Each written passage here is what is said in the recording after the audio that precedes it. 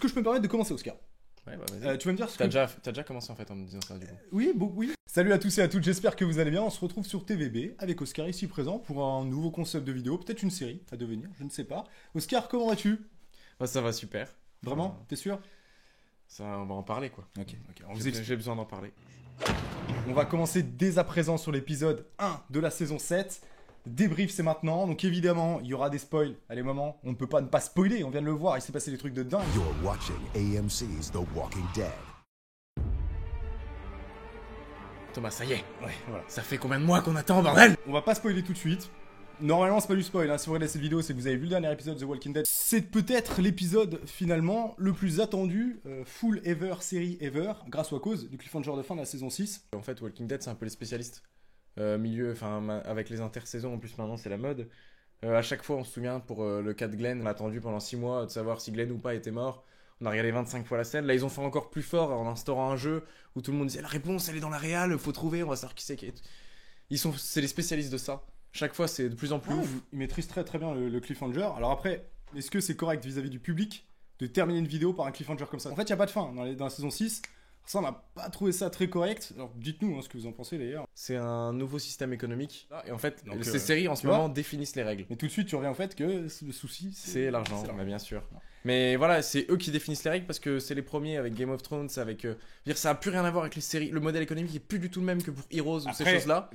Excuse-moi de te couper, mais le fait justement qu'ils aient plus de moyens fait que The Walking Dead atteint, on va dire visuellement, un très haut niveau de réalisme. Et on l'a vu justement dans le dernier. Ouais, bah c'est ultra chiadé là, c'était vraiment incroyable comment ils arrivent à gérer la météo. Alors peut-être que vous avez entendu un terme que vous ne comprenez pas, chiadé n'est pas un terme vulgaire. Oscar, donne-nous la définition de chiadé sous Je l'ai déjà mise en description dans le montage, Thomas, t'es beaucoup trop yesterday là, t'es encore trop dans la vidéo, mais ça y est, c'est monté, c'est en ligne. D'accord. Merci. Comme tu disais, on voit qu'il y a des moyens de dingue. Là, on se les dit même encore une fois, et j'ai l'impression qu'aussi à chaque saison, les effets spéciaux, là dans le gore, ils atteignent que les effets spéciaux dans The Walking Dead, il n'y en a pas tellement finalement. Dans le réalisme alors, on peut dire, plus globalement. Et d'ailleurs, ce qui fait leur force, ils préfèrent faire beaucoup de maquillage et faire des plans très très complexes, avec des scènes très complexes où on va tourner plusieurs fois le même personnage sur plusieurs plans pour essayer de donner l'impression qu'il est comme ça, plutôt que se faciliter la tâche avec la synthèse, mais justement pour donner un réalisme. Et ça, vraiment, je trouve que c'est tout à leur honneur. On se demandait est-ce que c'est tourné en studio, tu vois, c'est pareil. Ils tournent en extérieur pour donner une crédibilité supplémentaire.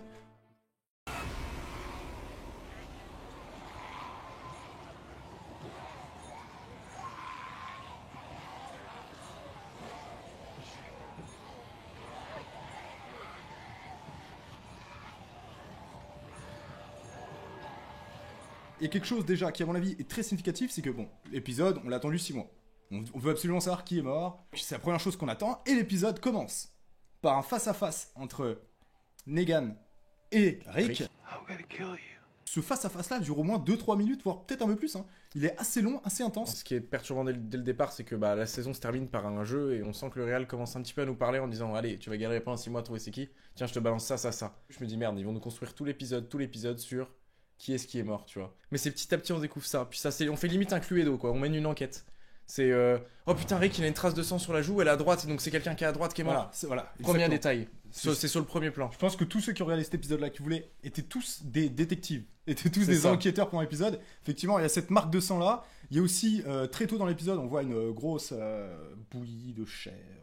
Je sais pas trop ce que c'est. C'était à la fin du teaser d'ailleurs. Et c'est ce qu'on voit à la fin du teaser, effectivement, quand il y a la bague de Maggie. Donc ça, c'était un énorme trompe-œil, en fait, finalement, puisque Maggie, spoil, n'est pas morte.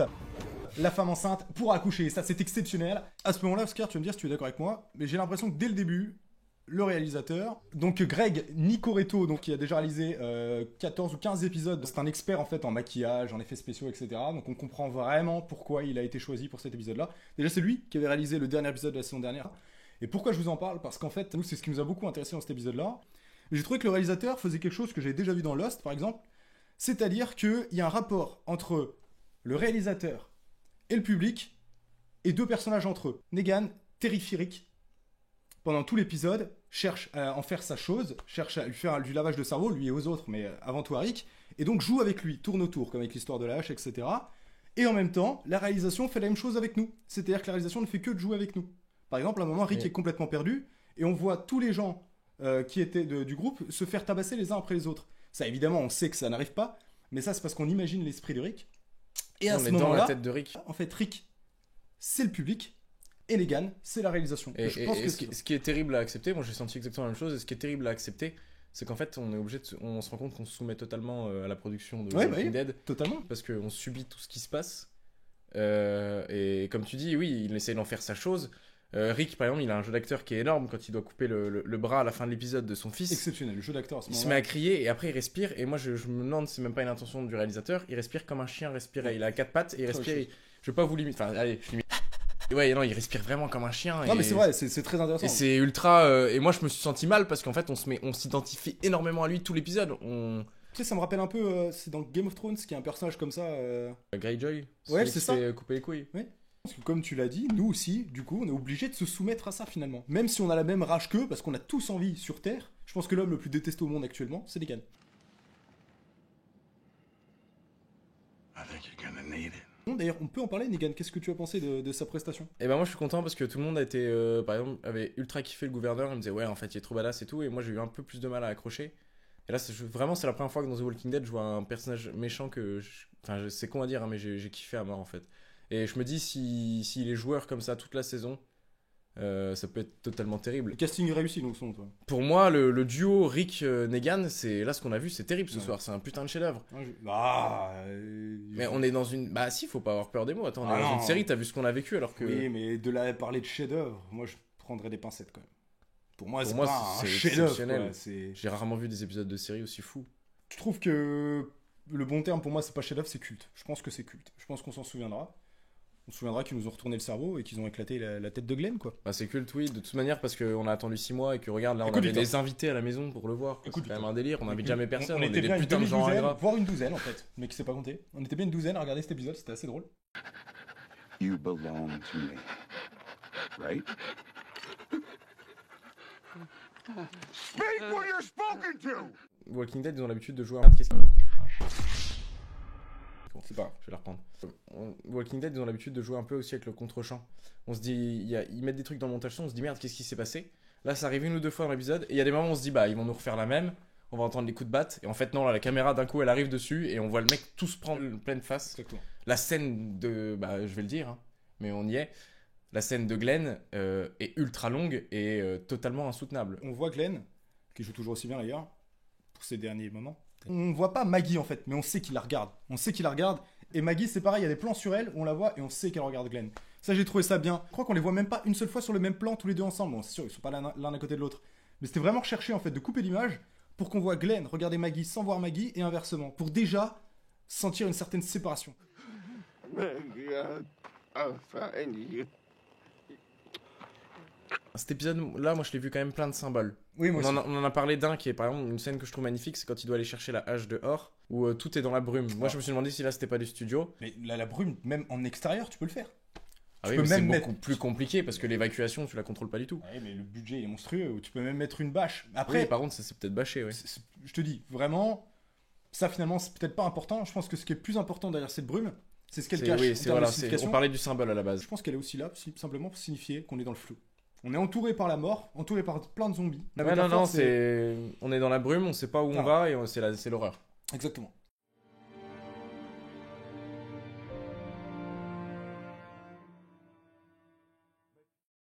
L'acteur qui joue Daryl, Oui. Norman Reedus, qui a énormément de contrats en ce moment. Il tourne dans 3 films, il tourne aussi dans un jeu vidéo. On peut citer. Alors, non, parce que. Hideo Kojima, Ouais, bon, pour le jeu en fait, vidéo c'est le de nouveau jeu Kojima. d'Hideo Kojima qui sera une exclusivité PlayStation que je vous invite déjà à acheter, à précommander, même si on n'a pas vu une seconde de gameplay. Voilà. Non, mais plus sérieusement, pour rester sur Walking Dead, Ce sera cet forcément acteur chef-d'œuvre. va être. Non, enfin, chef-d'œuvre. Chef-d'œuvre et culte en même temps. Pardon, vas-y, tu continues. cet acteur a dû être très très très pris ces derniers mois, il doit encore l'être, et je pense que s'il est parti comme ça, c'est peut-être un arrangement de scénario aussi. Encore une chose, il y a un détail très important qu'on n'a pas parlé, et on l'a pas oublié bien sûr, c'est la mort de celui que j'appelle Duke Nukem. Qui... Oui, c'est vrai qu'on n'a même pas parlé de la mort de Je dis- Abraham. Non mais l'épisode là, il est plein de symboles. Pour moi, Abraham, il était important dans le sens où il représentait cette Amérique un peu du Texas, ou... Enfin, cette Amérique Bah, Duke Duke Nukem. Nukem, si vous connaissez. Voilà, c'est l'Amérique à la Duke pas Nukem, bas, c'est... ça sort des punchlines, mais sans trop de sens, mais tu vois. Mais c'est un peu idiocratie en même temps. Et ben pour moi, les réalisateurs là, ils ont montré que ça y est, cette Amérique là ne survivrait pas plus loin que ça D'accord. dans l'Apocalypse, parce que le sujet c'est ça aussi, hein. C'est comment c'est presque une expérience sociale de voir Ah, comment tu- les la gens thé- survivent. la thématique globale. Oui. La thématique globale. Mhm. Et ben voilà, pour les scénaristes, moi je vois ça comme c'est à ce moment-là D'accord. que cette Amérique-là mourrait. Bah, d'un autre côté, t'avais quand même si c'est peut-être un peu plus moderne, mais t'avais quand même Rick qui était shérif, tu vois, donc quelque part, il y avait un peu de ça aussi. La comparaison est assez troublante, frappante, on peut dire, entre Duck Nukem et Abraham The Walking Dead.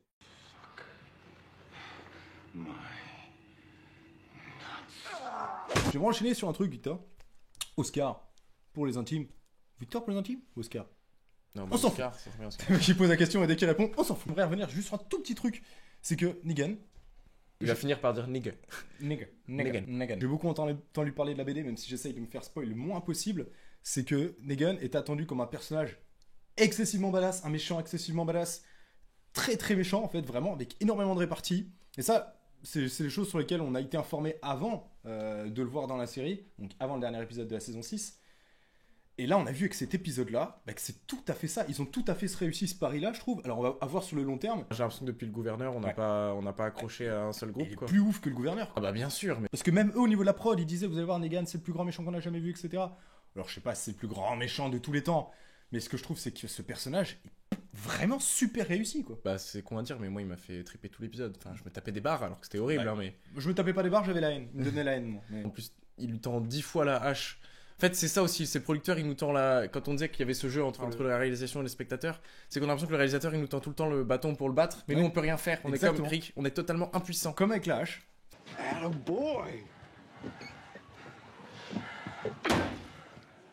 Et Rick, c'est le public, et Negan, c'est la réalisation. Je sais qu'on se répète, mais c'est ça, en fait. Je pense que c'est l'idée principale à retenir. Enfin, pour moi, c'est celle que Oui, je bien retiens en premier. Quoi. Was the joke that bad? People died, Rick. Au second plan, on a halluciné dans la Ouais. fin de l'épisode. Ah oui. Il y a un mec qui passe, et ça c'est génial. Ça c'est Walking Dead, c'est tout le temps ça. Il y a des choses au premier, au second plan. Là, L'univers très est gros trop niveau de bien créé. réalisation, là. Très gros niveau de Il y a réalisation. un mec qui passe derrière, c'est tout con, mais il y a un des autres, Tout à la fin. ceux qui réagissent jamais derrière, là, les moutons de Negan, tout à la fin qui passe derrière, qui prend une photo avec un Polaroid et qui secoue sa photo pour voir la gueule de la photo Et qu'il a. c'était le corps de Glenn, je crois, si je dis pas de bêtises. Où effectivement, alors que ça, c'est pas du tout quelque chose qui est montré directement. Mais si vous faites attention, vous voyez dans l'arrière-plan, et du coup, ça donne une vie à l'univers. Ça, c'est des choses. Bon, ça, c'est basique. Pour moi, c'est tellement mieux de pas le mettre au Mais premier voilà, plan. exactement, c'est vraiment significatif. Les moutons de Negan, comme les appelle Oscar, très justement, sont en fait des pourris aussi, quoi. C'est des pourris. Ouais, ils sont tous tarés, quoi. Ils se prennent une photo, puis ils sont là, puis ils se marrent entre eux, quoi. Alors que le mec s'est fait exploser la tête, et que c'est Glenn, le personnage principal de The Walking Dead, qui est mort. Bordel. Il est mort. Glenn est mort, bordel, non. En tout cas, ça fait plaisir qu'ils aient eu des balls, quoi, on va le dire, et qu'ils aient tué un personnage principal. Fallait que la série reste ce qu'elle est. On va conclure là-dessus, on espère que ça vous a plu, on attend vos réactions donc dans les En tout cas, commentaires. pour nous, c'est un gros oui, hein, cet épisode. C'est genre, c'est. J'ai adoré, j'ai adoré, ouais, vraiment. Waouh! Non, j'ai adoré. Pas choqué parce qu'en fait, on avait déjà vécu la mort de Glenn, enfin la fausse mort. D'ailleurs, juste petite parenthèse là-dessus. Il paraît, et j'avais déjà vu ça dans les rumeurs de la fin de la saison 6, que ce qui prouvait que Glenn allait tuer par la batte de Lucille, c'est que à la fausse mort de Glenn dans la saison 6, il est entouré de grillages comme ce qui entoure la batte de Lucille. Après, la Glenn grosse est mort. difficulté dans les vidéos qu'on fait, c'est de ne pas faire de surinterprétation. C'est possible, on n'en sait rien, on s'en fout. Glenn est mort, Maggie est célibataire. Même si, avec les cheveux courts, j'aime pas trop quand même. Vraiment, ce que j'espère du fond du cœur, c'est des réactions et surtout vos avis qui puissent renforcer ou détruire le nôtre, tout simplement. Pour le rire trop nul, celui-là faudra supprimer. Un truc super faux. Ou un film de cul, tu sais, quand tu dis n'importe quoi. Lâchez un like, comme d'hab. Plus sérieusement, on vous aime. Et puis nous, on va partir certainement sur une petite session réalité virtuelle avec Oscar Lose. Et puis tiens, allez Oscar, tu vas commencer. Hein. Et puis nous, bah, on vous dit à bientôt. Hein. Salut les Ah, amis. les gars, Waouh! Waouh! Waouh!